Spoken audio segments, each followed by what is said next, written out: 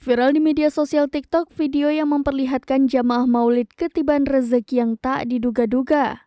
Dalam video itu tampak para jamaah maulid mendapat smartphone yang dibagikan oleh tuan rumah. Smartphone yang masih utuh dengan kotaknya itu dibagi-bagikan saat para jamaah tengah kusyuk bersolawat. Mengutip sripoku.com pada Rabu 20 September 2023, momen Sultan berbagi smartphone kepada jamaah maulid itu diduga terjadi di daerah Kandangan, Kabupaten Hulu Sungai Selatan, Provinsi Kalimantan Selatan. Adapun video tersebut sudah dibagikan akun TikTok @wafiksyafiq pada 3 hari lalu, tepatnya Minggu 17 September 2023. Awalnya, tampak sejumlah pria dewasa mengenakan gamis sedang kusyuk bersolawat dalam rangka memperingati Maulid Nabi Shallallahu Alaihi Wasallam.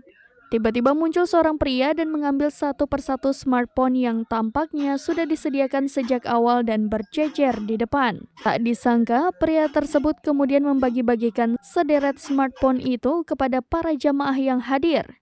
Sederet smartphone Android dengan beragam merek itu dibagikan kepada para jamaah maulid ketika mereka tengah bersalawat. Tak ayal, netizen pun ikut bersalawat di kolom komentar, berharap mereka juga ikut ketiban rejeki seperti para jamaah maulid di video.